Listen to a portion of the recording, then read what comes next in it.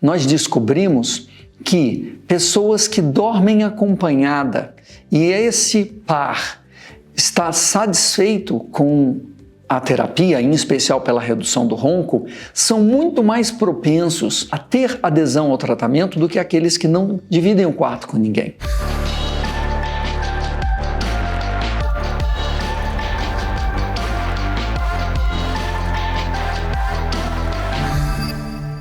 Muita gente acha que o tratamento da apneia obstrutiva do sono é um tratamento exclusivamente da área médica. Esse é um equívoco comum. Na verdade, cada vez mais se percebe que o dentista, não só no Brasil, mas também fora daqui, tem um papel fundamental nesse tratamento.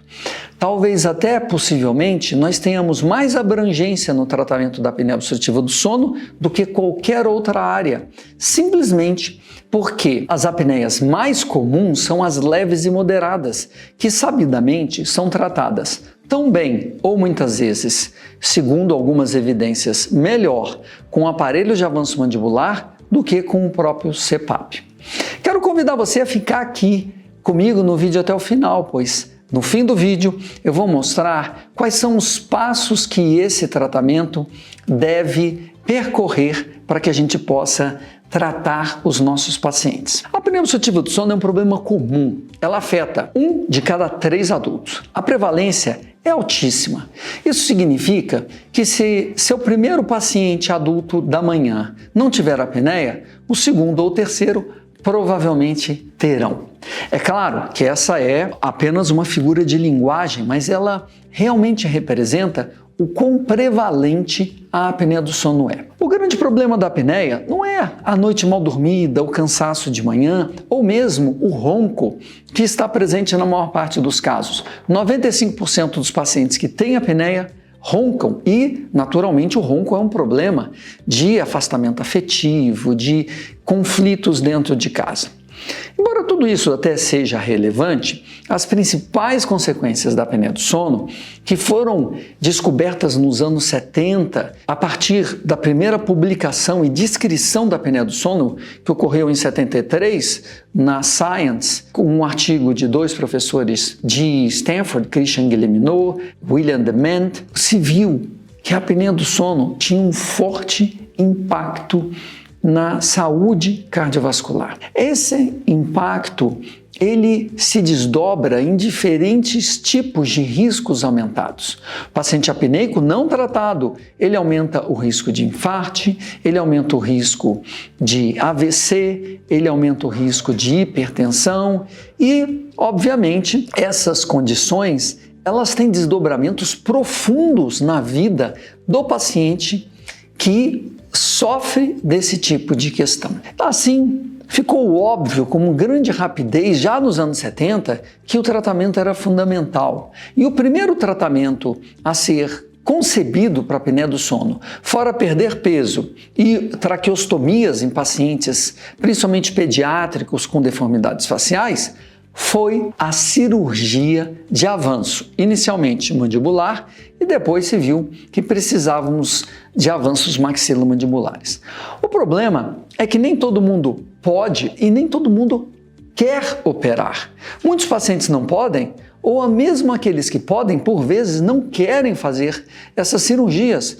Não que elas não sejam muito boas e que melhorem muito a vida do paciente, mas acima de tudo, porque existem outras esferas de comprometimento que a cirurgia possui. Ela muda a aparência da pessoa, nem todo mundo quer ter essa aparência mudada, ela tem alguns riscos inerentes à cirurgia.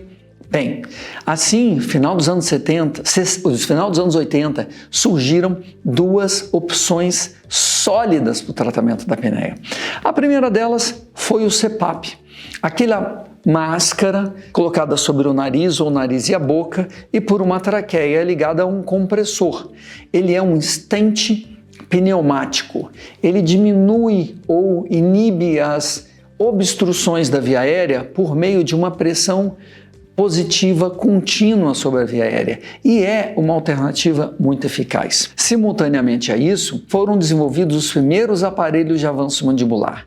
Aparelhos que mantêm a mandíbula avançada, como esse apresentado aqui. Esses aparelhos tem altíssima eficácia, principalmente em apneias leves e moderadas e apneias graves com uma severidade não tão acentuada. O aparelho ele deriva do conceito da cirurgia em si. Ao colocar o aparelho, que eu carinhosamente chamo com os meus pacientes de pijama dos dentes, o paciente tem um aumento do calibre da via aérea. Esse aumento vem devido ao movimento da mandíbula para frente, que traz consigo a língua para frente e o palato mole para frente. O palato mole se movimenta em decorrência dos músculos palatoglossos, os músculos que são os elevadores da língua. Se a língua vem para frente, o palato mole também caminha para frente e a via aérea sofre uma expansão também com o uso do aparelho. Esses dispositivos eles têm uma eficácia demonstrada em vários ensaios clínicos randomizados e os pacientes conseguem ter adesão ao tratamento mesmo no longo prazo. Eu publiquei recente agora um artigo no Journal of the American Dental Association, que é uma das principais revistas da odontologia, é a revista impressa com mais números em circulação no mundo, dentro da ciência odontológica, mostrando como é essa adesão do paciente no longo prazo e mostrando alguns pontos-chave relacionados à adesão.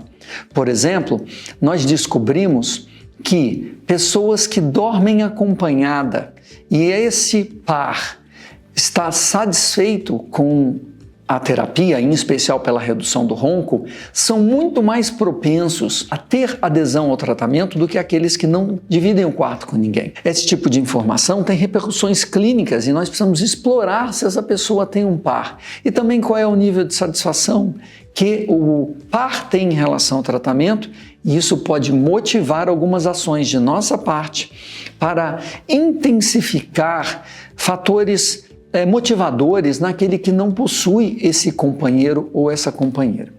Outros elementos também foram elucidados nessa pesquisa, mas vão ficar para uma discussão posterior. Nessa pesquisa, nós avaliamos pacientes que foram tratados por mim na minha clínica. É uma coorte de quase 1.000 pacientes tratados entre 14 e 22 anos atrás. E foi o trabalho de mestrado da minha aluna Clarissa Abruzzi. Os aparelhos, eles não só funcionam, como eles conseguem proporcionar resultados que são estáveis ao longo dos anos. É importante lembrar que os aparelhos funcionam como óculos. Eles, de fato, só têm a sua função executada se o paciente usa, e ele tem que usar todos os dias de manhã. Muita gente tem um pré-conceito inicial, imaginando que o uso do aparelho deve ser muito desconfortável ou que o paciente vai ter dificuldade de ter adesão ao aparelho, porque já muitas vezes é difícil ter adesão a um tratamento ortodôntico, por exemplo. Esse é um engano comum. O fato é que o aparelho melhora muito a qualidade do dia, de tal forma que pacientes associam ao aparelho um dia melhor. Essa associação muitas vezes ainda vem a reboque dos benefícios que o aparelho tem nos relacionamentos. Assim, os aparelhos, eles têm grande aceitação, eles são muito eficazes e eles têm um impacto muito grande na economia das clínicas que oferecem esse tipo de solução. É importante lembrar que na área da saúde, nenhuma solução chega a beneficiar os pacientes, a população, se elas não fizerem sentido financeiro. E dentro desse conceito, esse é um tratamento muito lucrativo, que traz benefícios para o dentista, obviamente, além de trazer benefícios para o paciente. Ele tem que ser recompensador para o profissional para que ele efetivamente beneficie a população. Muito bem, esse é um tratamento lucrativo, traz benefícios ao paciente, e, ao mesmo tempo, ele é um tratamento de relativa curta duração e de relativa curta necessidade de sofisticação de habilidade manual. Então, nós não precisamos de procedimentos muito complexos, como dobras de fios, preparos cavitários. É, acima de tudo, o conhecimento de alguns passos básicos que eu vou descrever já já. Dessa forma, a incorporação num consultório odontológico dos aparelhos intraorais ou do tratamento da apneia é algo relativamente simples, mas exige que você, dentista, tenha conhecimento sobre o sono. Não é apenas sobre um aparelho, é sobre o tratamento do sono. E o tratamento como um todo vai muito mais do que apenas instalar um aparelho. E como é que esse tratamento é executado? Ele começa com o escaneamento dos dentes através de um protocolo que simula a postura mandibular no início do uso do aparelho. Nós não escaneamos como o escaneamento feito para um tratamento com alinhadores ou um tratamento restaurador. Nós escaneamos com uma mordida construtiva, como vocês podem ver aqui. Assim, nós temos espaço não só para a construção do aparelho entre arcos, mas também temos um avanço mandibular que promove o espaço na região da via aérea. A partir daí, você vai receber o aparelho no seu consultório e se iniciam passos importantes da adaptação do aparelho ao paciente. Nesse momento, você vai precisar explicar quais são os efeitos colaterais que o aparelho tem no curto prazo, que são principalmente uma salivação aumentada nas primeiras semanas e em torno de 10% dos pacientes pode ter algum dolorimento muscular ou articular.